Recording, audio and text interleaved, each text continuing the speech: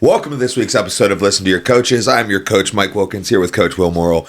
And behind the scenes, as always, we have a 48-year-old middle-aged man, Max Gerald. All right, this week we're going to recap the AFP where we had three of our athletes fight. We're going to talk about the last UFC pay-per-view, which may be the last there is, and then some other stuff.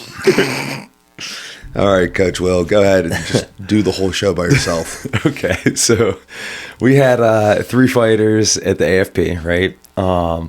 We just want to go like in order? Yeah, let's just go in order. All right, so first off, Max showed up dressed like a soccer dad. This guy right here. What kind of jeans were you wearing, Max? I look J. Crew jeans, just J. Crew blue jeans. That's all. I don't even know what that is, bro. It's like I think it's like a nice store, right? I don't know, dude. The only one I know, there's one on Shady Side, like on Walnut. Max looked like a stepdad. He looked like he had stepkids and he coached them in soccer. He looked like he was a real involved stepfather. Like he really stepped up. Oh, man. He really stepped up and took a prominent role in these kids' lives. All right, so up first we had Will. Mm-hmm. All right, so Will's fight went kind of like how all Will's fights go, right? Like, yeah. His striking is absolutely phenomenal, and as soon as he touches someone, they just want nothing to do with his striking anymore. Yeah. And this kid was no different. He just started shooting immediately. In the first round, he had a little bit of success, keeping the shot entries away, and then eventually got taken down. He then got a reversal, and got to the top, which is like, gives you like shades of being able to grapple with this person. 100%. And even at the end, he had some like pretty serious ground and pound. He knocked the kid's mouth guard out. Yeah. Actually, fun little fact there. They were right in front of us. I saw him knock the mouth guard out, and then I saw something else pop out. And I was like, his tooth? What? No. I was like, yo, what's going on? And in between rounds, I look at it. It was the promotion wanted the fighters to get their hands wrapped over top of their wristbands. One of their wristbands just like popped out. And I was like, yo, ref. And he tossed it over to me. I was like, I don't even want me to do with it. Yeah. But anyways, yeah. So that's how the first round ended. And then the second round, the kid didn't want to strike at all. Like, I don't think there was a single strike thrown from his side. This is MMA. You are allowed to not. You're allowed to do takedowns. 100%. He eventually took Will down, and so Will had a nice up and over sweep, just set up, elbow trapped up on the hand, ready to bump, and just made a critical error and turned his back, and that was pretty much it. Yeah, it's a bummer, but we'll get with Will, discuss what to do next. And couple options. We're thinking there's two roads and then a third road that's kind of more of a cul-de-sac. Yeah. The cul-de-sac Max lives on with his stepkids. Oh, man. Max, you look a lot younger today. Yeah, it's because my outfit is basically You know what? It might be the backwards hat. Dude, you are dressed exactly like him. You are just dressed like you minus the Actually, khakis. literally, that. exactly. That's a great like fit him. for you. Yeah. Hat matching the sweatshirt, and then some joggers. Yeah, dude. Look at us. Yeah. Dude, you look great. Thank you. I'm done talking shit on Max for the show. We'll see how long that lasts. Well, maybe we'll see. Dude, it was just like good moment. Like I was really pumped that Max was wearing those jeans with those shoes and the hoodie that just didn't come down far enough. It really, and you didn't wear a hat, right? So I'm just telling you. And I thought Max looked fine, and at one point I'm like, "Yo, Max, why are you letting him bother you? He's just he's talking shit, and he's only going because you're having that kind of reaction. You'll talk shit on me, and I start laughing. I'm like, yeah, dude, roast me, I don't care. And then you stop, and I was like, Max, why do you care? And he was like, oh, whatever. And I was like, dude, you just don't. He goes, he was like, just let me be upset. I'm not here to have a good time. Dude, that was a great line. That was a great line. Just let me be upset. I'm not here to have a good time. Oh, man. All right, so fast forward 9 fights later. With an intermission. Well, actually, speaking of Max real quick, we should also discuss Max. You absolutely killed it on warm-ups. Actually, when Max was warming up Hugo, he was warming up Will, and I was like, it was kind of like what I expected. You know, it was like good. They had good flow or whatever. But when Max was warming up Hugo, I was like, I like saw Max differently. I was like, damn, dude. I was like, you're terrific. Like, Yeah, great flow. And also he was just like, remember, he doesn't hold for Hugo. exactly. That's what to say is like they don't. It's not like they work together all the time. Yeah, It's they don't have that, like, bantamweight rhythm. and giant middleweight. You know, Yeah. like yeah. But yeah, super spot on, and that allowed me to just keep sitting down because my hip is ruined. So Dude, right yeah, on, Max. the flow of that warm up was just crazy good. I thought you were joking when I first came back. Lucas came out in the crowd and he was like, "They need you in the back for pads." And I was like, "Okay, I'm assuming we're getting was Tim. Tim like loose early on." And I go Yeah. back and you look at me and you're like, "Just so you know, Hugo kicks really hard." And I'm like, I know, okay. And you're like, "Just be ready for that." I was like, I looked at Hugo, and Hugo is like getting into fight mode, so he just like gives me a dead stare. I'm like, "Wait a minute, are you fucking with me right now?" Yeah, Max is like, dude. wait, are you serious? I was like, yeah. Well, Will's got no hip. He can't move. Yeah. I refuse. You can warm your damn self up before I warm you up. I'm not doing it, dude. I'm just not doing it. No, I would ruin it. Would ruin the because I'm not going to hold pads well. You know, Well, we did Yeah. discuss that. I was like, oh man, I don't know. I can like hold for like a minute or two. Like my hip is really deteriorating fast. And you were like, I mean, I'll do it if we need to. Maybe we get Max. And I was like, oh yeah, dude. Like they run the same systems. Like yeah, he knows what to do. So that was it was like a really great warm up. So let's get into Hugo's fight then. yeah. So Hugo's fight is exactly what Hugo does in a fight: nonstop pressure, nonstop action. In the first round, he was doing a really good job initially of landing strikes, moving his head, landing strikes, moving his head, and he had this kid backing up against the fence. Like it was fantastic. Anytime they clinched, he was landing good knees. And then the dude started popping back with some counter twos. And I'll tell you what, that dude had super fast hands. And through some heat. Do you think Yeah. Hugo was affected at all by his allergies in this fight? What? Because he's allergic to boring fights. Well, that wasn't an issue in this one because this fight was nonstop action the whole time. Well, it could have been an issue if Hugo just clinched him up and like grinded it out a little bit, you know? Yeah, but even in the clinch, it was just nonstop action. It was just Yeah. knees and punches and dirty boxing. It was super sick. But yeah, he got. Did he get dropped or just stumbled in the first? No, he got dropped. So he got He dropped. got dropped and worked his way back up. He Right. got dropped in the first. Yeah. He got stumbled 1st, and then he got dropped, and then he worked his way up from a half guard. But I think it's important to note is like those were like the two biggest punches from that kid's side. Like other than that, it was all Hugo. There was a third. So the first, there was a stumble, right? And then Hugo just right back on. Like, here goes the thing. Like, in this fight, like, it was 98% Hugo just destroying this kid. Yeah. Right? Like, just picking him apart, like, boom, boom, boom. And then the kid would just huck a counter shot. I would say he probably threw like 10 in Right, the fight. yeah. 10 total counter shots where Hugo was landing like maybe more than one strike a second. Right. Yeah. It was just a Like, nonstop. The kid, Hugo would get in the clinch, have him clinch against the cage, and the kid would go like arm blocks, head down, which is like not good execution, but it is playing to the rule set. That is true. And, you know, I can't fault the kid for, you know, doing what he should do to win in those situations. With that said, that absolutely will not carry over a pro rule no. set. But either way, despite only landing, you know, a fraction of the shots that Hugo did, that kid, some people just have pop. You know what I mean? Like, it's a different thing. And like, absolutely technique and, you know, strength conditioning can develop more power in the cage. But some people are just born with, like, an extra level of pop. And this kid had it. Dude, for sure. In the second round, Hugo's just back on the horse again, just fucking firing down, and then that's when the kid threw the heavy right, and it dropped Hugo pretty badly. Like, I was like, Yeah, that should be like if that fight was stopped on that drop, there would be no protest from me. I'd be like, yep. That's agreed. what happens when that happens. But the fight carried on. It did. A theme throughout the night. Yeah. So the fight carried on. And then Hugo started like winning grappling exchanges. He almost took his back. Dude, that's and why, stuff. like, I was like getting confused. I was like Hugo, are you fucked up? Yeah. Because, like, how are you doing so good at grappling? How are you actually doing better at grappling than I've ever seen you do right now? When I'm pretty sure you don't know where you are. You're like, did you get dropped or did you pull guard? Like, what's going on dude, here? Yeah. But then, that was it. The kid caught like a mount. Hugo was like turned away, and then that ended it. Yeah. But with that said, it's like, okay, so I know Hugo lost, but also, like, losses are not created equal.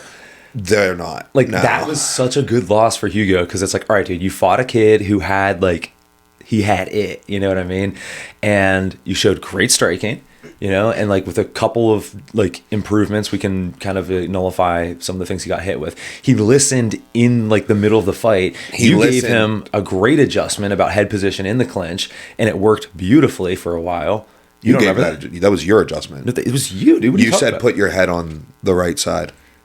Are you not remembering this? No, I said like circle towards his back.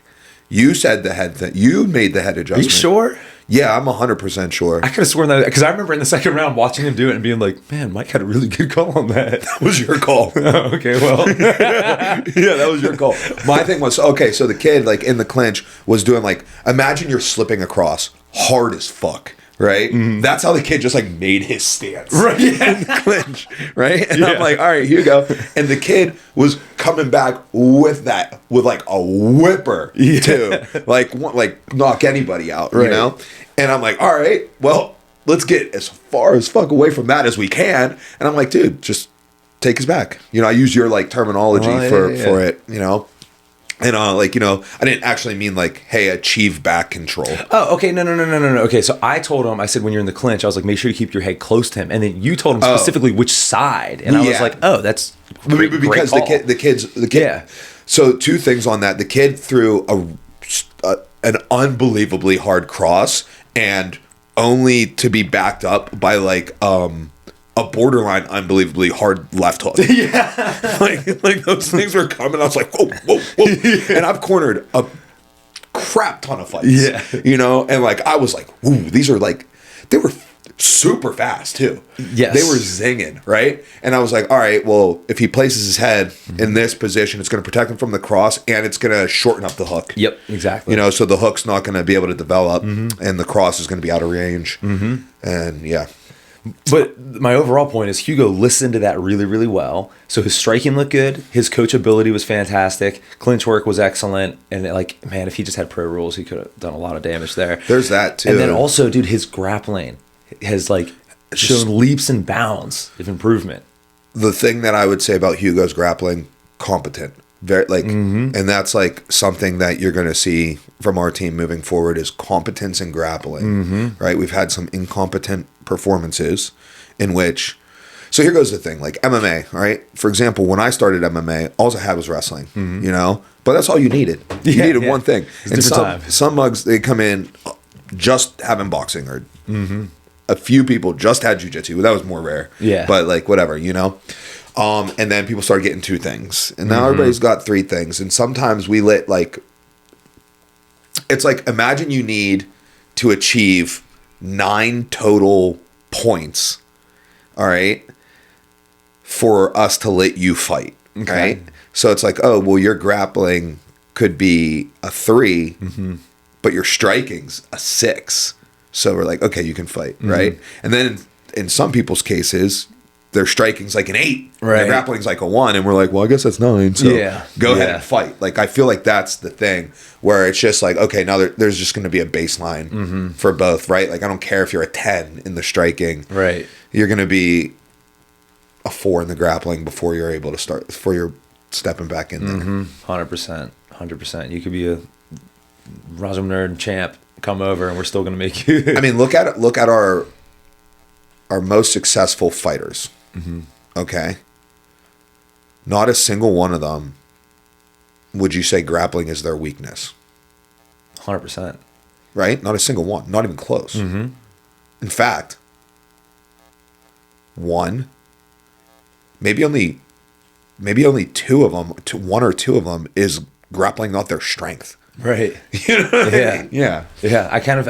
I view at least competent grappling as a baseline for MMA striking.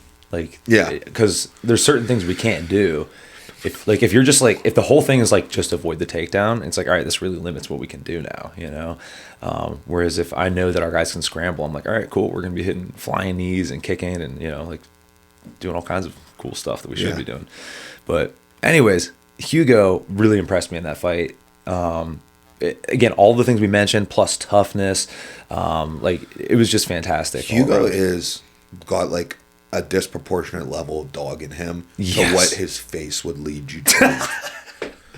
Right? Like you look at Hugo and you're like, oh, you know, he's like, you know, good looking kid, this and that. But he looks like, in his eyes, to me, like his face structure, I'm like, you're soft. Like, that's all there is to it. Right? But he's not. He's super much not. Like, he's very much the other direction. He is the complete opposite of that. Yeah. So, like, yeah, he's got a misleading, like, I don't know. Either way, man, I'm proud of Hugo. It was a great fight. Here goes the thing about Hugo. So right now, what is he, 2-2 in MMA? Mm-hmm. Like, Hugo's going to be a good pro. Like, that's like, he's going to be a good pro. Like, you know, so it doesn't even matter. And another theme that's going to continue about our fighters is like, I think a fair amount of our fighters are made for pro rule sets. You know what I mean? Like, yeah, I think that's very true. Because, like, the way that you train them and teach them, you know, like, you train to the highest level, you train to the highest goal, right? And then, like, you know, like for these different styles of rule sets, things get taken away. You know, it's not like you're training them for their rule set and then, okay, now they're pro. Okay, now we're going to start looking at elbows. Now we're going to start looking at knees to the head and head kicks and things of that nature. It's already part of like building the baseline. And knowing how to, like, you know, do 5-minute rounds and not, you know, blow your gas tank and all that kind of stuff that just doesn't apply in AMIs. Yep. All right. Speaking of no longer AMIs. Oh, God, dude. Thank God. Bro, what a performance. What a performance. And we're talking undefeated professional athlete, Tim Bailey. All right, Will, go ahead. Take it away. I think that Max, have your mic ready. I want you in on this too. Before we get into the fight, quick little background on Tim. So Tim, first off, this pro debut was like really special because Tim came up through our system the whole way, right? Like he obviously showed up with some wrestling experience, but like I think it's fair to say like his combat sports experience was really like in Stout, you know what I mean? And I remember him showing up to fundamentals level classes and then like, you know, working his way into the intermediate level classes and him just being like an eager young athlete, just like, can I get in advance? And I was like, no, dog, slow it down. We have to build some skills first. And him just like coming through the system slowly and like actually like progressing at the correct level. And because of that, and because his like fundamentals are so solid, like he's the guy that we see now. Dude, so good. So like, yeah, super impressed. You want to talk about the actual fight? Yeah, I want to talk about the actual fight. You're like, no, dude, just keep it moving. No, I'm saying like, would you like to start that off? No, I would like you to do that. All right, so fight itself, great warm up. You know, he had Max back there, he had Bob back there. He was fast, he was sharp. And I think he did a good job adapting to the fact that the show was running a little slower than we'd expected. But, you know, Tim was just on. He gets in the cage. He's ready to rock, dude. First round, you know, like most pro fights, first maybe 20 seconds or so is a lot of just like moving, feeling, you know, getting some timing down. And you can tell that this kid's looking to shoot. And then kind of out of nowhere, Tim just hits this flying knee from hell and drops this dude. I think... I know Tim told me he was surprised. I was surprised too that the dude was just like kept wrestling from there. I thought he was like very hurt. Yeah. And they get into a bit of a grappling exchange. Tim gets his back taken. Yeah. So Tim gets his back taken, and his opponent Drew is on his back for like, to me, what felt like 3 minutes, and it might have been. I think it was about 3 minutes. Yeah, about 3 minutes, maybe longer. Yeah, Drew's just running a really great back control, running good body triangles, making it very difficult for Tim to create any chest and back separation.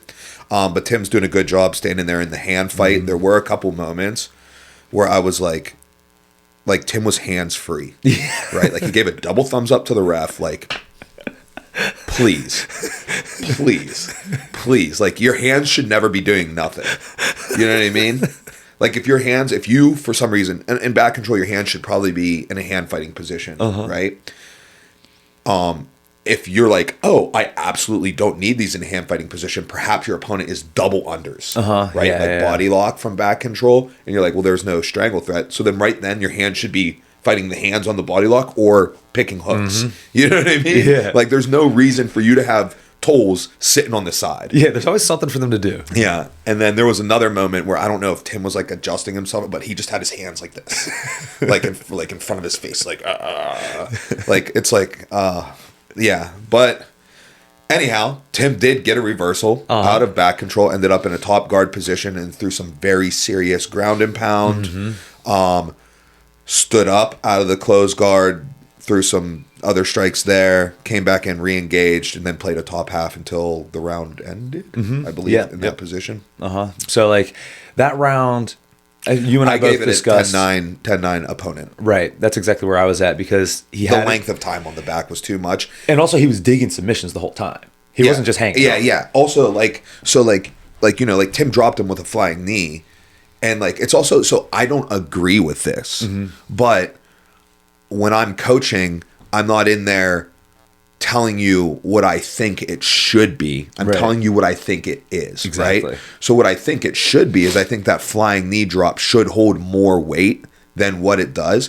And I think it shouldn't matter when in the round it happened. Right? But what I think actually happens with the judges, I think if that flying knee was if you reverse the order, like if you had Tim get some of that ground and pound early and then Drew have his back for 3 minutes, or Drew have his back for 3 minutes at the beginning, and then Tim do all his work in those last 2 minutes, including that flying knee, I think then Tim gets the round. 100%. Recency bias is very, very real. Yeah. And also, I like the way you're looking at that, because, if you look at, what was the closest thing to stopping the fight in that first round, number one is that knee, then number two would probably be the choke attempts, and then number three would be the ground and pound. So it's like, Tim's got two of the top three, and he has the number one. Yeah. Is it kind of how you look at it? That is a good way to look at it. I don't know if I agree that the flying knee was closer to finishing the fight than the choke attempts. Yeah, I guess you're right. I guess the chokes probably were but I would say probably what the choke attempts lack that the flying knee doesn't is residual damage or lasting damage. Right. Maybe I used the word residual wrong there. I'm not sure. But whereas once you escape the choke attempt, there's certainly an element of fatigue on you, but an element of fatigue on your opponent as well. Whereas that flying knee, that damage is still there. Yeah, exactly. So yeah, I'm just trying to think. There were a couple times where he did have it kind of locked, but then I'm also thinking the flying knee, he felt whatever. We'll call him close, but it doesn't really matter what we think because the judges have their own minds, and more importantly, it doesn't matter. Well, here goes what I got to say. So, and you're Max, you can weigh in on this too. You guys' opinions could be different, but when Tim landed that flying knee, when Drew sat back up into a wrestling, I did not think this fight was going to be finished here. At no point in time was I like, oh, here comes a finish. Because of how fast he bounced up. Yeah. But there was at least 2 or 3 times when Drew was on Tim's back where I was like, oh, I was like, yeah, I was like, oh my god, so that was more. That's what I would give it. Yeah, I agree with that. Yeah, I would say the only time was while he was on the way down, and as soon as he hit the ground, he was right back up. Yeah. Whereas the chokes, there were those moments where I was like, oh no, so. The one thing about the flying knee too is they kind of rode to the ground. You know what I mean? When you look at some flying knees, it's boom, the knee or flies, lands it, and then kind of flies over or drops in front. On this, I felt like they were Drew didn't go flying away. Yeah, there was less separation. There was less separation between the athlete. Yeah. Also, it was it wasn't really a vertical flying knee. It was an in. Yeah. Which was great. I mean, great. It was perfect. Still great. Yeah, it was absolutely perfect. Tim read that. There's some distance control stuff we're working on right now, and Tim and I discussed how he knew to do that, and he read it so perfectly. So that's sick. Yeah, very happy with that. All right, so yeah, we're in between rounds, and I'm coming super positive atttude. Max is here. Max is here for this. Max is undefeated pro cornerman. Yeah, he had so the if you want to hire corner. Max, what's your rate for cornering pro fighters? 30%. 30%. Yeah. Right. That's it. Just 30% of your $300 paycheck. Yeah. That's all you have to give to Max. Anyhow, yeah. So we go in. Me and Max go in. Will stays on the outside. Max I can't be walking that long. Yeah, Max is handling ice and water bottle duty, which is so sick. I don't want to hold the ice in the water bottle. I want to talk. Yeah. Also, sometimes, have you ever had where you're like fumbling with the water and you don't have the ice on the guy, and then because you're fumbling with the water, you're like it's messing up like what you're thinking. No, I've never left a cap in the cage. Yeah, well, I'm saying you like lose the cap. very strongly feel that I shouldn't be leaving caps in the cage. So Do you I'm think thinking we about should it, you know? quit using bottled water? Because like we can open that water and pour it into like a squeeze bottle. Yeah. and That would way we're probably not be the fumbling with ideal. caps. That would probably be the ideal. Are we Should going to do switch? it? Max, do you want your next fight to be the debut of that? Like, are you willing? Because like I don't. It's also the fighter might be like, dude, I don't know if I want to mess with that. Like change. Maybe we should just bring it in the practice, get some squeeze bottles in practice. Dude, if they were like, yo, that squeeze bottle really messed me up in my fight, I'd be like, hey, man, Yeah. you deserve to win it anyways. Okay, you're right. Yeah, No, I'm overthinking. I'd still be down to debut the squeeze bottle though. All right, cool. You like took it out and like before giving me a drink, just showed it to the crowd. Here's the Yeah. deal. It has to have a picture of Jonas's face on And then I it. start It says- squirting it over the cage. Like, The bottle has to have a picture of Jonas's face and it has to say, I deserve this. yeah, Or no, I'm entitled you're to entitled to this. this water. Yeah. All right, so in between rounds, all I remember saying to Tim is like, "You lost that round, but you're gonna win this fight. You lost that round, but you're gonna win this fight." Yeah, you're like, dude, clearly you're better than him everywhere. Yeah. Like, he got the best position he could get, yeah, and you're here. yeah. So take us into the second round. I don't even remember what happened until the end. Okay. I was gonna say one thing about the corner that I thought was like really good that you did wasn't just that. It stood out to me as like I'm sure you've done this kind of stuff before, but in the moment it stood out to me when as soon as we sat down, the first thing you said to him was like, "You are doing fucking fantastic right now." Yeah. Even though he just had his like the guy was on his back for 3 minutes. Yeah. Just not letting that be the last thing, and started off with the flying. Like he was obviously doing really well too. But having to go through that adversity and then come out the other side, like the first thing you said to him was like, "You're doing fucking fantastic right Yeah. now." And I was like, "All right, we're keeping the vibes up and everything."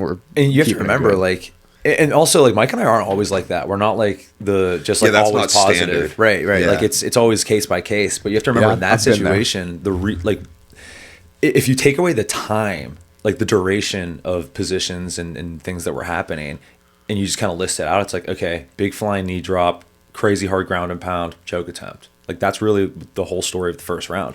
It's 3 things. 2 of those 3 things were awesome. So like, why wouldn't we celebrate that? You Yeah. know.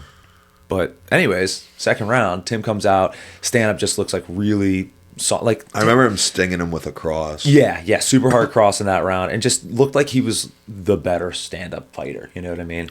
Did he land that head kick in the first or the second? the second, it kind of like smacked off the guy's Yeah. arm. Yeah, It wasn't like the cleanest, but it definitely like yeah, you yeah. don't want But to it's get hit like with that. Yeah, just solid striking, and then the kid shot, and I think Tim like the kid was in on a single, and when he finished the single, his head was buried. So Tim was already in trap position. Like Tim didn't have That's to free right. his leg. It wasn't like Tim got taken down to a close guard and then had it to like hip Work to out that, and get yeah. his leg through or around the arm. The kid like was on the single leg, so one of Tim's legs was already outside of the guard or outside of the arm. And it was like down by the elbow. So then he brought it up into a trap position, and then I just lost my shit. dude. So you and I are both screaming. You're like, grab the shin. I'm like, grab the shin, and he's just Throwing elbows, which is like good, but not better than grabbing the shin. Yeah. And here goes why I think that, because then he grabbed the shin and won the fight. yeah, exactly. So those elbows, although doing damage, you're just doing it in the wrong order. right. Right? You're doing it in the wrong order. Don't like as you're throwing those elbows with you in a trap position, there's better escape opportunities. Okay? So secure then elbow. Like, you know what I mean? Everyone needs to watch Anderson Silva, Travis Luter. Yes. Fully locked on triangle, and then the elbows. Yeah, and you then know? the elbows. But Tim grabs the shin, undoes the trap, underhooks the near leg, cuts the angle, and then puts double locking mechanisms in place. And then right there, I was like, well, this fight is over. And then we saw the theme of the night continue. So I am on the other side of this. That's fair, and I don't want to give the ref too much flack because like I can't understand. I think the first time he hit Tim, he was trying to like smash the face, hit him, and then I could tell he was Watching tapping. it back, I think it was all taps. watching it back. Yeah, I'm saying in the moment, like you can see how like you'd imagine someone would think that like he's hitting the face and just like trying to like smush him off of him. But like in the moment, I could tell just based on like the dude's face, he was tapping, and then tapping again. And I was like, yo, dude, this is over. And the ref was just like, So you saw taps from the corner? Oh, in the moment, I was like, he tapped. And then I was like, he tapped again. Did you think he was tapping in the corner, Max? I didn't see any taps at all. I couldn't tell. Oh, okay. Was it your field of view or whatever? I saw him. So you did. I saw all of them, but I thought they were strikes. I thought he was hitting Tim. Okay. I had to second guess myself because I was like, he tapped. And then I was like, wait, was he just like... Here goes the thing. Like, who cares? fucking Doesn't cares? Yeah. Right? The kid got choked out and woke up completely fine. Right. It's not like he was knocked out. And also, it's and not he like... wasn't out for that long. Right. And also, it's It not like wasn't Tim like- like broke his arm while he's unconscious. Yeah, it wasn't like he was belly down, so the ref was Yeah. like, we see people unconscious for way longer all the time. Oh, when yeah. a ref comes in and picks the arm up, Yes. that dude's been out for a bit. This Yeah. dude was like, he was out while in the strangle for seconds. 1.5 seconds. Dude. Seconds. Yeah, it was right? not bad. And then, and it wasn't like, Tim wasn't like bowing him there. Right, yeah, You know yeah, what I mean? So like, I think there's a little bit more like what I'm seeing online in the it's like there's a little bit more like what is this ref doing than I truly agree with. I think it's yes. like we're like kind of blowing it. I agree. While I did see the tap, I don't think that the outcome was that bad. We should put a stopwatch on it and see from the first tap how long until the ref stops it. Oh, dude. I bet from the first tap, I bet like 3 to 4 seconds. I would take the under on 4 seconds. Yeah. All right, here we go. All right, ready? 1, 2, 3, 4, 5, 6, 7. Okay. Well, you take my money. Yeah. All right. So, let's Man, that lock was so in. beautiful. That's the first. See, the first one was a hammer fist. That's what I'm saying. It That's looked what like got me. The first down was a fist, and then it went to an open hand. He went That's what I'm like saying. like fist, tap tap tap tap tap tap I tap can tap. see how you think like, oh, he's just smushing the face because of that first one. But I was pretty sure right away he was tapping there. But either way, I think the kid's all right. So it's Yeah, he's fine. I set a stopwatch from the first open hand, like tap till the ref separated them. It was 7.61. Dang. Okay. Well, I definitely lost that, but in the moment, like, again, a little just, on the like- long side. I think the kid's all right. I don't think it's a big deal. yeah. Okay. All right. Let's move on. Yeah. But just a great performance by Tim. Yeah. He was also through the roof. He was like, this feels like not real. Yeah. Stuff like that. So I'm very happy for him. Yeah, we told him he could do it, and he did it. Here goes another thing. Like, so, like this is meant to add to Tim's accomplishment. Okay, but Tim's amateur career. Okay, he had a 500 win percentage. Right. He had 4 wins, 3 losses, and 1 no contest. Okay. So he won 4 out of 8 fights. Now the no contest was a head kick knockout, but that's not allowed. No, it's not. No contest. And he threw it at the arm, which that's going to be something you're probably going to talk about today. Hitting the arm. No, it didn't actually. I mean, that's not what happened. Oh, okay. Because you sent a DM to me and Max all about that.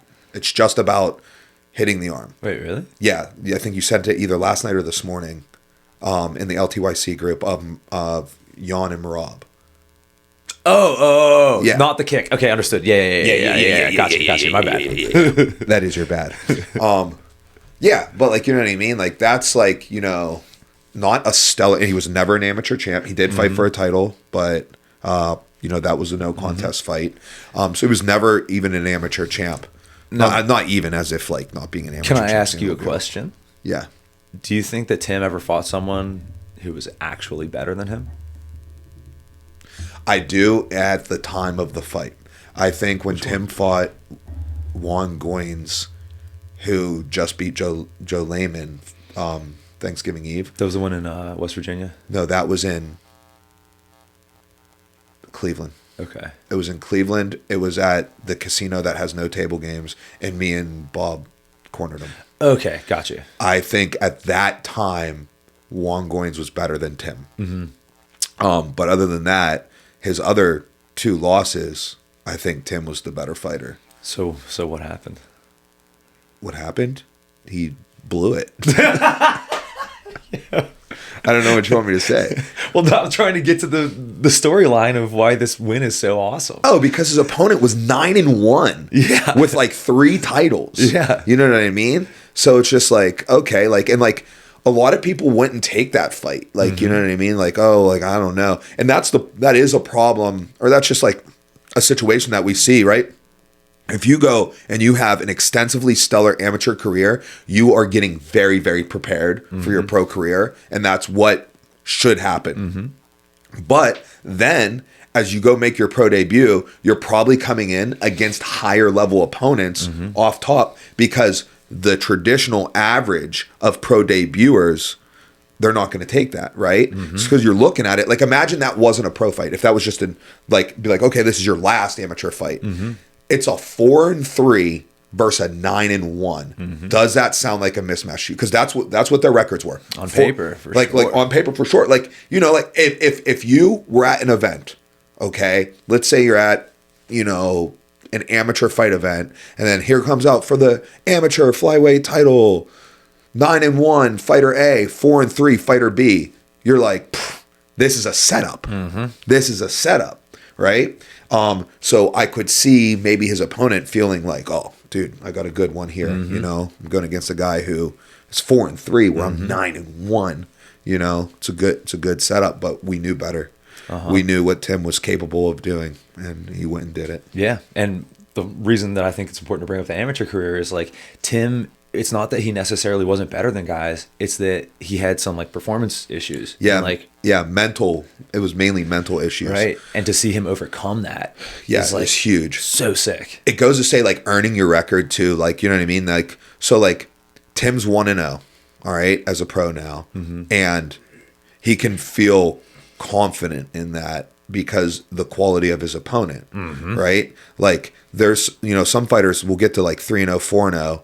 And then they're like, and they feel, you know, insecure about it because they know that they weren't fighting like legit opponents that would make you 3-0, 4-0, right? To where you would be like, oh, like if you're 4-0, you should feel confident, or you should maybe not feel confident, but you should always feel confident. You should not be too like fighting another 4-0 should feel like a logical step. Right. If you're 4-0, fighting another 4-0 shouldn't be like, oh, I don't know if I'm ready for that. Right? Like, and that's what happens if you don't fight adequate competition, you know? And I'm not saying come out here and find the hardest fights possible, but I'm saying find fights that make like you meet your level. You know, you don't want to go out there all of a sudden you manage to find like these terrible fighters and get these matchups, and now you're 6-0, but you actually have the experience and skill level of someone who's 1-1. Right. Yeah. Yeah. And now you got to go against another 6-0 because it's the Contender Series. Yeah. You're about to get whooped. Yeah. So that was a good, strong debut. Absolutely. Yeah. Super fired up about that one. Huge congratulations to Tim. Yep. Should we get into the UFC? Yeah, let's do it. So I think all of us, well, I don't know about you, Max, but how much did you watch, Max? Because I didn't get home till 2 a.m. Yeah. What time did you get home? About 2:33. What'd you do? Oh, you stayed for the fights? We grabbed something to eat real fast afterwards. Okay. I mean, I had to stay a little bit longer than you just because I was put on escort duty for some people. But I got home. Big security guy. Yeah, right. No one's messing with someone's stepdad. Like, everybody saw you, Max, and they were like, we can't mess with this guy. This guy's doing too much for kids in the community. Like, you know. Yeah, that's what they thought. Oh, man. That's definitely what happened. Oh, that's hilarious. Yeah. All right, so we're going to talk about these fights real quickly because we don't really know what they're about. But were you guys surprised about the outcome of this fight? I think if we go look at our fight picks, I'll think that me and Max will tell you we're not surprised. What did you guys see that made you think that was going to happen? I just thought that see, look, Max and I both picked Pater. Bader. So what happened with? I guess we'll get to it. So like, why did you guys pick Jan? Because I just thought that he was a bad matchup for Merab, even though Merab has a win over him. I just felt like Jan's hard to take down. His striking's fantastic, and I don't know. I just felt like I don't know. Yeah, Max, hey. why'd you pick him? Well, Damn, Lucas, you suck. yeah, picks this week were weirdly bad. Yeah.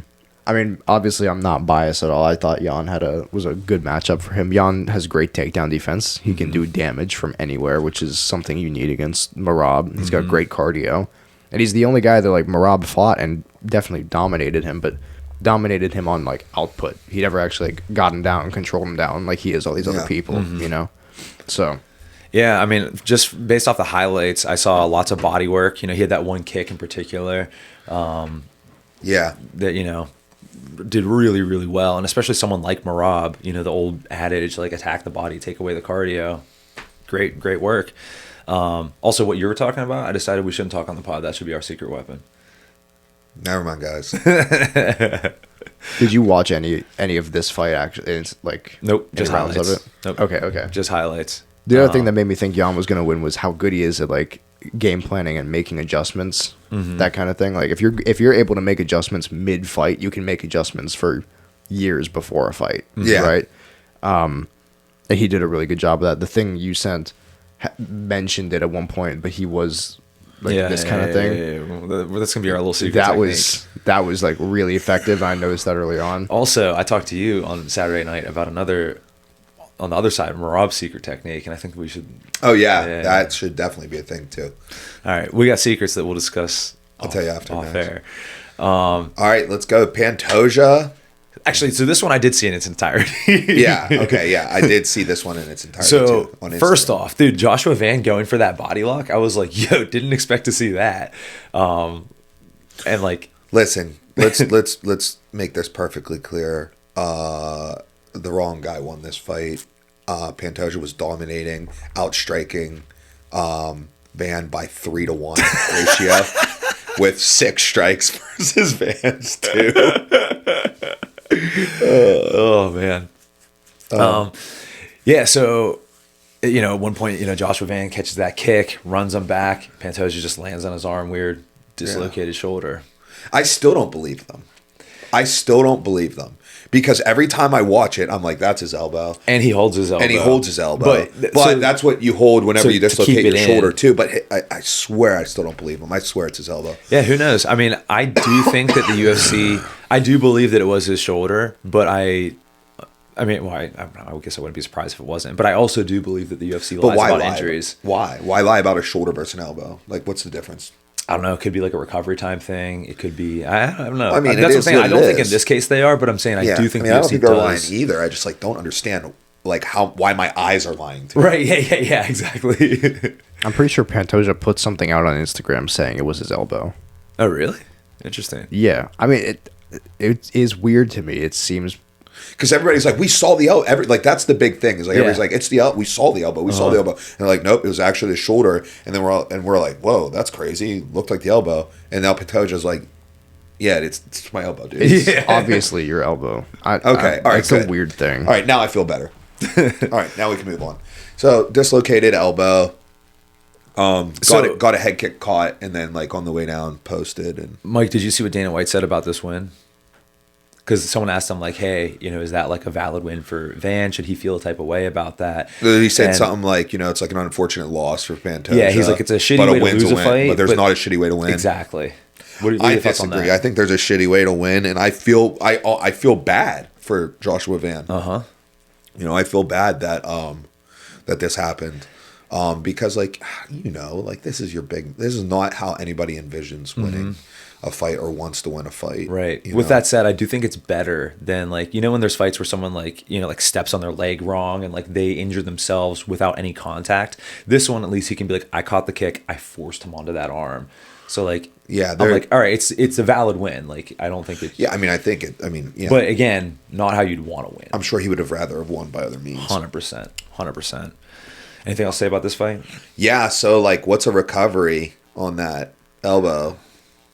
How short of a recovery does it need to be for it to be an immediate rematch versus? That's a good question. Versus Van taking a different opponent. I would say less than 6 months. So it would need to be he would need to be able to fight in less than 6 months. And right here, this might be why the UFC would lie, right? So do you remember when Yuri like messed up, was his shoulder or something?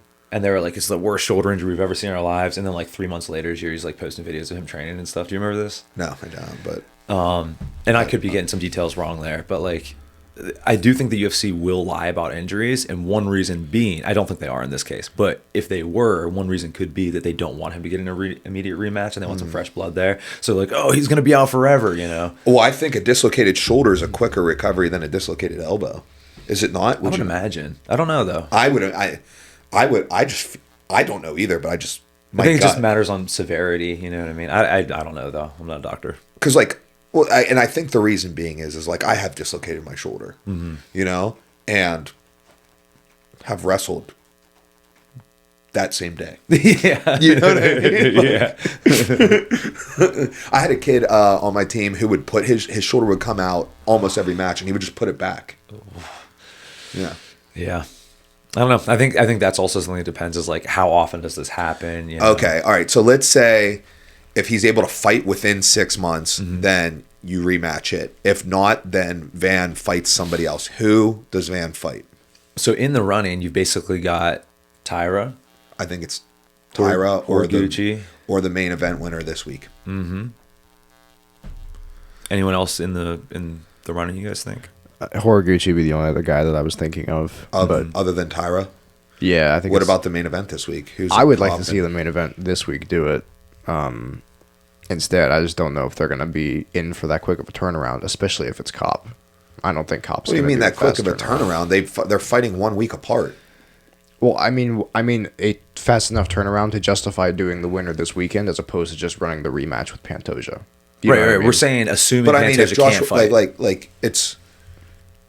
Yeah, like you know, assuming what I mean? Pantoja can't fight, then who? That's kind of what we're saying. It's not like these guys fought too soon, so now they can't fight for the title. They're fighting 1 week apart from the what's title Cop's? fight. Are Cop's fingers gonna hurt from poking dudes in the eye? Like, who do I think would be the coolest fight? I think it would be the winner of this weekend, specifically if it's Cop. I think Cop wins, and Cop has been like my dark horse pick for flyweight for years now. He's just super inactive, so I would like to see that fight happen. I want to see Horiguchi. I think realistically it's Tyra. I think realistically it's Tyra, but I think I might be wanting Tyra's what, like 23 or something like that. Yeah. Horiguchi. The other thing that might be the youngest combined age for a title fight. Also, imagine this, dude. That might be. If Horiguchi, I bet you they do that then. If Horiguchi wins, first off, legendary run. You know, like he had a first UFC run that I think was he undefeated in his first UFC run? 3-0. I think he lost to Demetrius, DJ, but I think that was the only loss. Aside from that. Oh, okay. But either way, like stellar first run, you know. And then he went and he was the Bellator champ? Bellator and Ryzen champ. And Ryzen champ. And now he's back in the UFC. Dude, to go and collect that belt, bro. He could take one of those pictures. Do you remember Overeem had that picture of him with like 3 belts? Like, yeah. That's super sick. So I would like and also Horiguchi's old. And he was like Pantoja's training partner, so I'm kind of glad Pantoja's gone, dude. Give him that shot. And then think about this. You keep Tyra shelved. Horiguchi's the champ. You have Horiguchi against Tyra in Japan. Yeah, but what about Pantoja? Because that's the other thing I want to get to. So let's say Pantoja can't do immediate rematch, which my guess is he's not going to be able to. Well, does he get the immediate title shot when he comes back? Like, why are you letting reality get in the way of my fantasy, dude? You don't want to see a Pride style, like in a giant stadium in Japan? No, that's unjust. Fair enough. He definitely should. Yeah, okay. I agree. I think Pantoja should get an immediate rematch when he comes back, especially given his run and his age. Well, that's a lot of talk for a 26-second fight. Yeah. All right, Moreno versus Tyra, which you guys might have guessed it. Tyra won. Yeah. By the first person to TKO Brandon Moreno. Yeah, super impressive. 4 minutes, 27 seconds of control time off of one takedown. Okay. Oh, sick. Dude, I read that wrong. I thought it said round 1, 2 minutes and 24 seconds. I was like, How is there that much control time there? Oh yeah. I didn't watch this fight. I'll wait for it to be able to be watched for free. Analysis. Yeah. With for that analysis. said, and I Tyra. will watch it because I want to see Tyra fight. Yeah. And I like Moreno too. Oh, for sure. Cejudo, Peyton Talbot. So the big shocker here for Will and myself was when we were looking at. Yeah, I was gonna say, do you want to explain how we got this information? Yeah, so we're in the back at these fights, so we can't be watching these fights. No, we're driving home at this point. We're driving home, and yeah, we're driving home, and I pull up the DraftKings fantasy app, see how we're doing in fantasy, and I see Peyton Talbot has 3 takes, and the fight is currently going on. Right, so it's like live scoring, and I'm like, Peyton Talbot's got like 90-some points already, and I'm like, he's got 3 takedowns. I was shocked. Lord, bro. Shocked. Lord. And I saw a clip of a nice inside trip. Yeah. Also, didn't he get like a blast double? I only saw that clip. That's the only thing I Yeah, saw. he had a Look at the trip and a strikes, double. dude. 156 total strikes landed, 240 thrown versus Henry Cejudo's 77 landed, 136 thrown, 134 significant strikes. Now, did you see the highlight of the last 10 seconds? No. Talbot gave Cejudo a Warriors send off. Oh, really? He hit the point. Yep, he hit the good for them. the Holloway, and They both did it pretty well. for sure, dude. They both stood there and they got and after went. it, and also Cejudo ate a mean knee to the head in that 10 seconds, and kept throwing. So like, I was like, that's kind of cool on Talbot's part to be like, yeah, I'll, like, give you a chance to go out So swinging. did Cejudo retire? Yeah. Okay, good. Yeah. Cool. Well, that's cool of him to give him that like send off. Also, he seemed like very respectful the whole time to Cejudo, which I thought was cool. Because Cejudo's an absolute legend. What do you guys think about Talbot's like potential? I think way higher of him than I had after that one loss. Oh yeah, And I didn't think super highly of him just because I had no real data points prior to his loss. Like everybody was just like, yo, he's so sick, this and that. But I never really like watched him. So then like the first fight that I was like on him, he lost. right, and And he was like a badly. big favorite too. Right, yeah. And then so then I like was like that, you know what I mean? Like that was like basically my first introduction to him. So I was like, yeah, this dude's overhyped. And then he came back and he had a good win after that. And now this win. So Yeah, I think very highly of Talbot. I think he's got crazy upside. So I'm excited to see the rest of his career. yeah, I agree. All right, next fight. Who do we got here? I have no idea What how this happened? went down. This was a draw? Not a clue. Might as well not have happened. Oh yeah, look. Yeah, super close fight, I'd imagine then. I did see a fun statistic that said that Blachowicz, since he lost the title to Glover, he's now got more draws than he has wins. That's crazy. Damn, that's rare in MMA. Super rare. Manuel Torres beat Grant Dawson, first round TKO. Oh, dude, something must have happened big in that fight because there were two 28-28s. Yeah, interesting. Terrence McKinney got subbed in the first round by Chris Duncan after that's- going off. Dude, that's when my fantasy lineup got absolutely Yeah. ruined. Let's keep rolling. Macy Barber. She win? won a decision. Oh, cool. Cool. Oh, Nazeem. Zaim. So I saw something about this being a fast stoppage. You guys see anything about this? I just know it was stopped with 1 second left. Oof, In the brutal. second round. Or Marvin was that Vittori a call? lost to Bruno Ferreira. Oh, the Jalen Turner, Edson Dude, Barboza. that I saw I'm like some fired clips up of about. that. Yeah. Jalen Turner is back. I think that like he's one of those dudes who's super talented, but just has again like mental performance issues. And the fact that he like retired, like what do we always say about retiring? It makes you 20% better just immediately. And so now he's been through that. He's got that 20%. He's got that just like don't care attitude. I'm excited to see what he does. Keep it rolling. Nah. All right, whatever. Yeah, that's it. That's it. Fun fights. Cool. Take a look at the picks. Last pay-per-view of all time until the Paramount deal's done. Finish with. And then they go back to pay-per-view model. All right, so at the picks, bad week for picks for the squad. Well, for me, I went 2-4. Will went 1-5. Max went 4-2. So shout out to Max. golf clap. Da-da-da-da-da-da. Solid performance. And our guest of last week, Lucas, went 1-5. Not a good look for the young bantamweight. That brings our current records. Max, yours 87-80. Yep. Okay. Yeah. Will 94-72. Mike 99-67. Not bad, not bad. So I just need to get one fight right to have 100 wins. That's on the year. sick. Going into our last card. All right, so let's do it. Let's go into our last card. Max, that's your cue. Bring that up, dude. We don't know who's fighting. I got it. I don't even like MMA. All right. So This is awesome flyweights though. This is This is an Super awesome sick. flyweight fight. Royval and Kopp. I'm gonna go. Oh, dude, this is actually hard. I'm gonna go Kopp, but I don't know. Who you got, Mike? I want Royval to win though. I'm gonna go Cop. I just want that to be out in the ether. I do want Royval to win. All right, Giga Chikadze. Dude, has he fought in the last like 5 years? Yeah, he Who's lost fought? to David Onama Oh, that's last right. year or earlier this okay. year. Kevin Vallejos. Dude, I don't know. I really don't know. Max, what do you know about Vallejos? This is the dude who's like a little Topuria, little Oh, really? Argentinian boxer. Yeah, his only loss is Jean Silva on Contender Series. Oh, I know exactly who you're talking about. Oh, I'm going with him. I'm He's going with him for 16-1. Does he have atrocious kick defense? No, no. Yep, then I'm going with him. He'll be okay. Yeah. He'll be all right. I'm taking Mr. Vallejos. Maybe I should pick first, but yeah, because I'm taking him as well. Mike, I told you I just had to pick the entire card this weekend. Are you putting the entire card on it? I don't know. I'll see. Maybe maybe. Even then, you can't. How many fights are on this card? I mean, I assume like 12. It would have to be. It might be like Justin. It's not going to be enough. Well, we're on to the third You have fight. 87. and So I if don't know there's these 12 dudes. fights, I would need to go 0-12, and you would need to go 12-0 to tie me. Possible. And it's also- impossible because we both picked Cop. Also, dude, we're not picking all these fights because, like I said, Start we're on the swapping. third fight, and I don't know these dudes.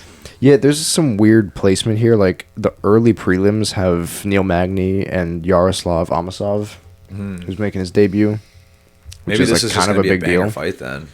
What? This. This middleweight fight. I don't know these guys, though. I'm taking the Polish dude. Are we picking them?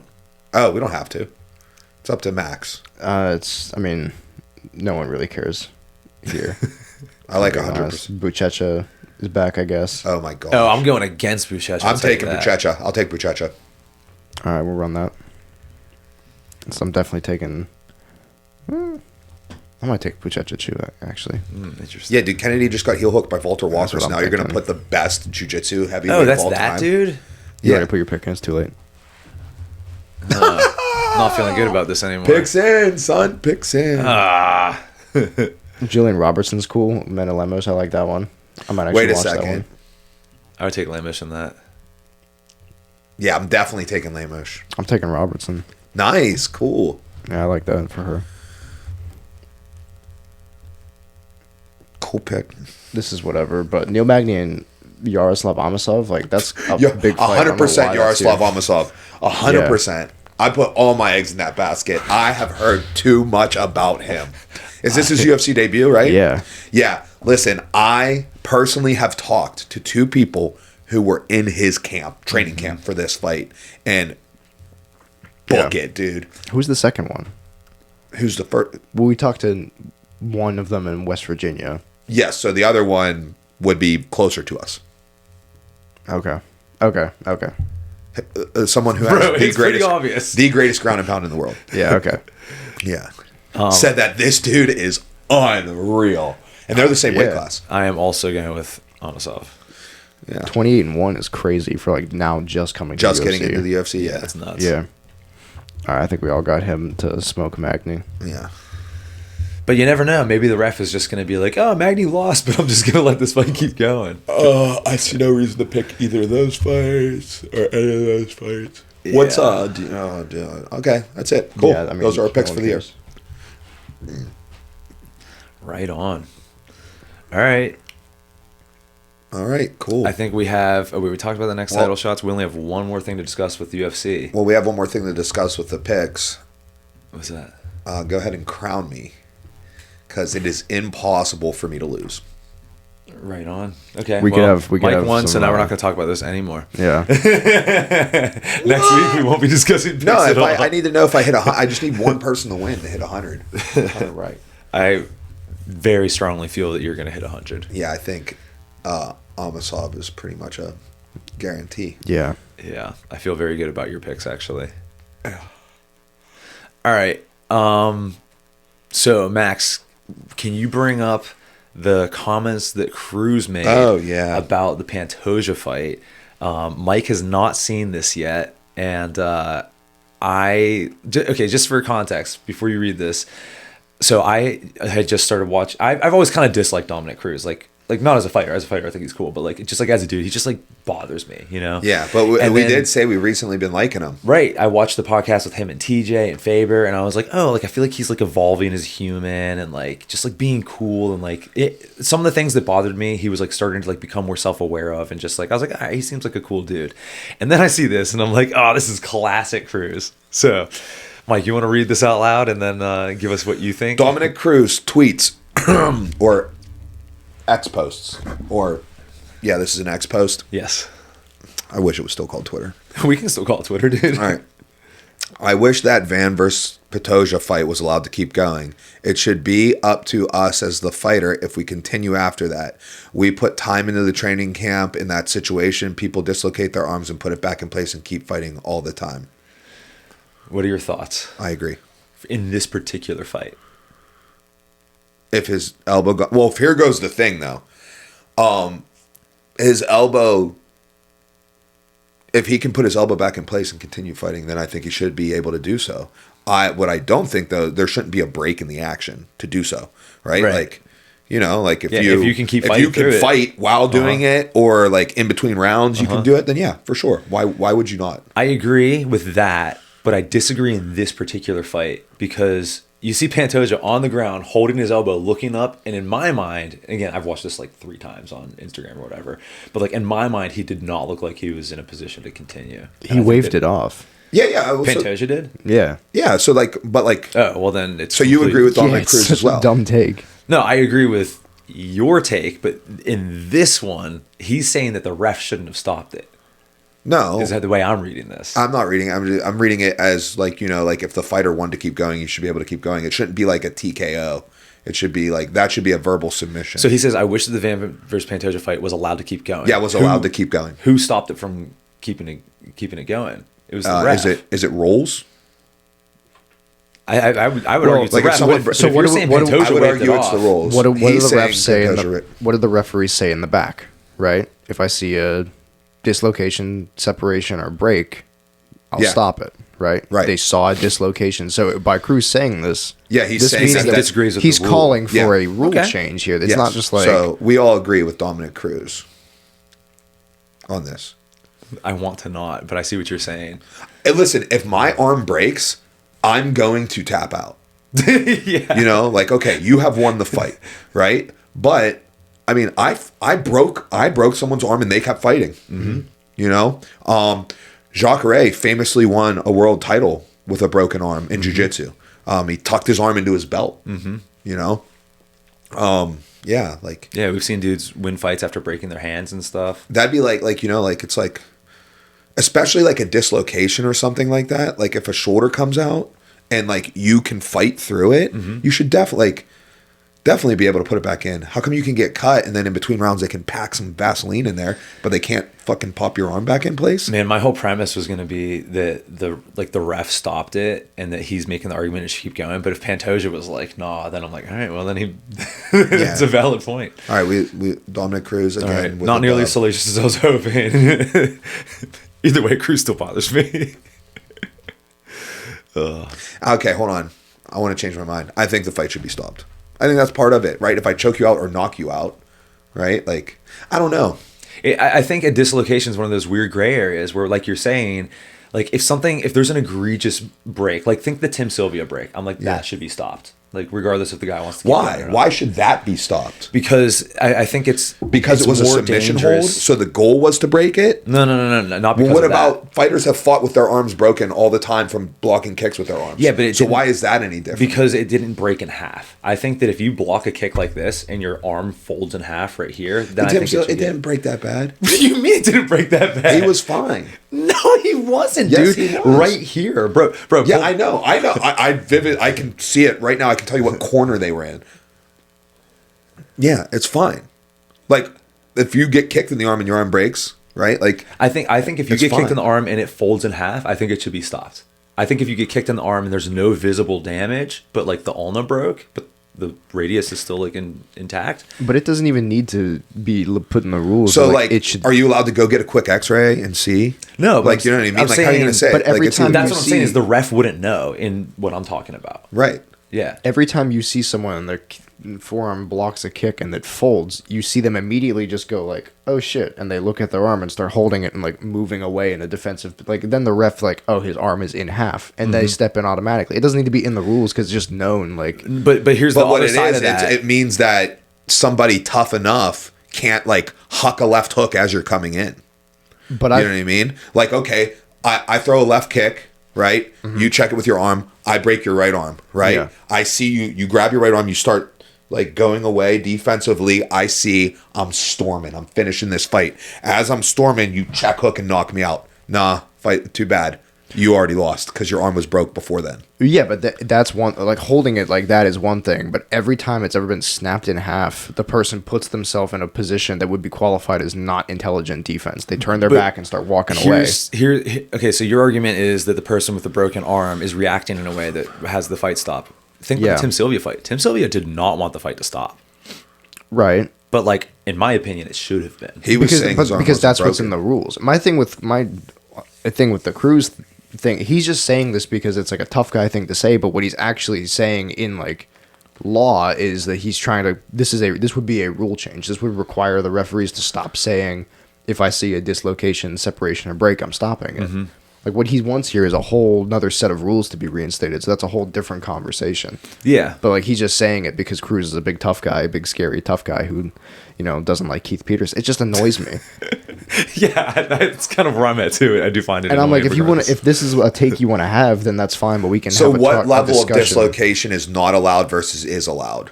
So should Chael Sonnen be given the light heavyweight championship because John Jones dislocated his toe? That's a great point, actually. Because that did happen before the fight was finished. So retroactively, can we go to the Nevada State Athletic Commission and get that fight overturned? Well, that would be a dislocation of like something like a small joint, which aren't even Okay, like so you're going to go targeted. small joint dislocations are okay. Yeah. But I think small joint dislocate because it's something so like it's not even like something you can target with a submission hold or something like that. They're like, you're not allowed to do small joint manipulation. So if a small joint becomes manipulated and pops out, it's like that's not a winning scenario. Whereas like an argument I saw about the Van fight was Van like he like catches the head kick, throws Pantoja down. Like you're taught as a young kid how to do a break fall. Pantoja didn't properly break fall and broke his arm. that's fucked not a up position you break fall in. That's a position where you do post your arm. It's just unfortunate. Right, but it's forget the break fall thing. It's unfortunate that he did that, but like you made a mistake and broke your arm. It's not like something illegal happened. It's not like something. I'm not saying Pantoja shouldn't have lost the fight. I'm just saying that if Pantoja would have rolled away, stood up, hucked a right hand, yanked on his left wrist, and put his elbow in, they should still be fighting. Now, let me ask you this. Do you see a difference in the Pantoja loss with this injury versus the Figueiredo against Sandhagen loss, where he, snapped his knee in the 50-50? Do you think it's like kind of similar or equivalent? Yeah, I think it's similar. I think it's more like clearly accidental. It's not like Van was like, "Oh, I'm going to break his arm, Right, picking yeah, his yeah, leg yeah. up." Right? You know what I mean? Like it wasn't his intent to break his arm. Right. Right. Whereas, of course, Sandhagen's intent was to break Figgy's knee. Right. But in the same way that Pantoja like waved it off, Figgy So should blew his Figgy- knee out and then just like shelled up and was like, "I'll just Figgy just was like in so much pain, he just subconsciously Okay, was like, so- I'm gonna get TKO'd." When Corey fought TJ, right? Should that fight have been stopped when TJ's knee popped? In the same way that Figgy's did? But TJ just fought through it for 4 rounds. You know? Yeah. Are you saying he shouldn't be allowed to fight through it? Well, what do we mean by popped? Like, did his knee become dislocated, or did he, Figgy's like, knee become dislocated? I don't think know. that No, it didn't. Neither of them did. Because TJ in that, so TJ's, let's say for the sake of argument, TJ's knee injury was the same as Figgy's, right? Which it was. Yeah, I don't know the anatomy of how it broke or whatever it was, but it's the same injury, right? Yeah. Figgy with that injury accepted the TKO position. He showed Correct. up, rolled over, took the TKO. TJ didn't. Therefore, I don't think that should be like. I think it's fine that TJ kept going because whatever injury it was not something that the referees are like looking at and saying that's a. So you think it should be about ref visibility then? Is that kind of where You have to be I able think to it has see to it. be. If the ref can't, Well, I mean, if the obviously ref if you can't can't see it, it there's didn't happen. You know, if a tree falls in the woods and no one heard it, Right. If the ref didn't see it happen, then But I guess who that's can what I'm call saying it? is like, are we Well, saying like, you know that, like, you can know, though, right? Like, But what you I'm saying know. is, do we think that the rule should be like if there's a visible dislocation or something that then it should be stopped? If it's just No, I something where think you if the sneak fighter wants to keep fighting, he should be able to keep fighting. If the fighter wants to keep fighting and can keep fighting, why would you stop him? If he can continue to defend himself, why would you stop it? Now, would you apply this to like a compound fracture where like there's a bone sticking out of someone's arm and like, no, I'm still going. No, because now that's a weapon. So you're bone could cut. So the you're other putting guy. the line at dislocations, breaks still no go, or breaks that are like not Yeah, excessive. breaks that are not excessive. I think that's fair, but that still does require, I think, a rule change. Is what you're saying? Oh yeah, for sure. Like that would still need a rule change, but that is a fair. Like that, your argument is consistent there. I can kinda And, get like, on if board they're with fine- What if Pantoja posted and it dislocated? Like, have you ever dislocated anything? I don't think so. So I've dislocated my shoulder multiple times, and in one match my shoulder dislocated. The match, we never even took an injury time. It never stopped. It dislocated and then it went back in. Right? Like, what if that happens? What if you throw a right cross, your shoulder dislocates, and then when you pull back, you like shrug and it. Yeah. Because when you dislocate something, sometimes the dislocation's so bad that like it's stays just out. hanging out. But Sometimes sometimes it's it's a the sublux. craziest feel too. It feels like it's being like there's like it's being like.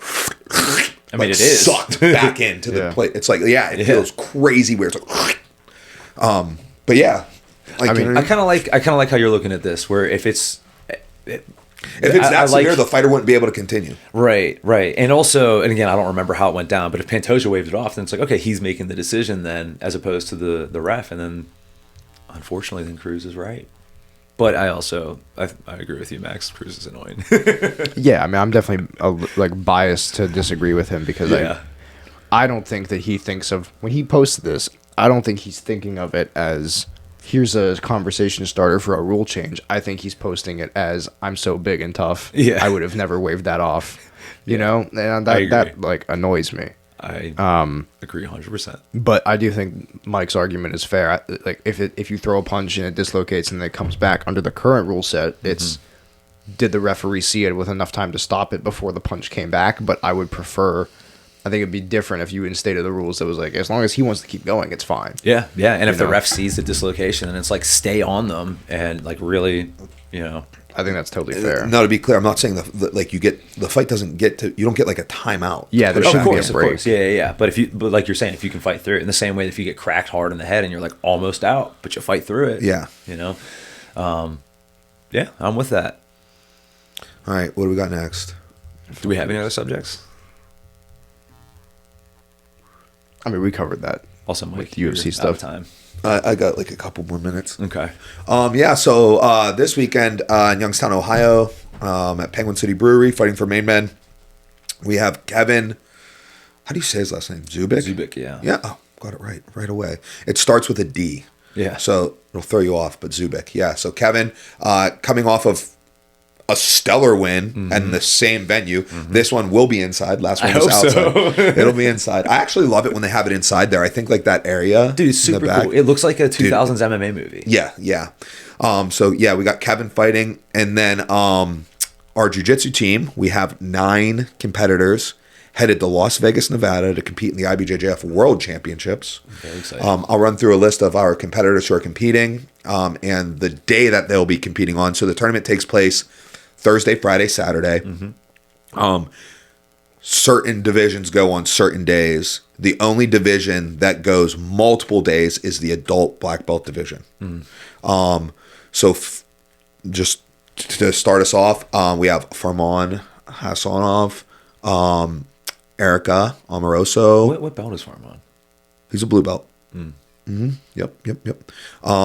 Erica Amoroso, Shane Slater, and Alex Hudick, all competing Thursday. The first three competing at blue belt, and Alex competing in the brown belt division.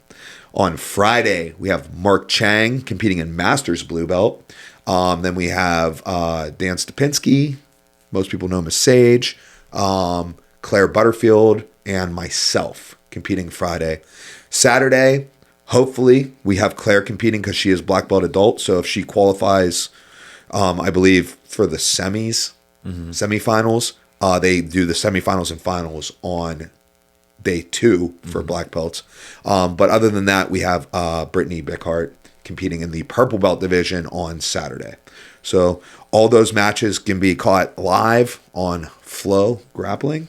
So if you have a subscription service to it, I'll be posting, the initial match times. They are variable. So like, for example, let's say I'm scheduled to be on mat 20 on Friday at 11:14 a.m., which would be then Pacific time. So, 2:14 p.m. here. That doesn't mean I'm going exactly at that time. That's like the rough schedule. If the tournament's moving faster, my match will be sooner. If it's moving slower, my match will be a little later.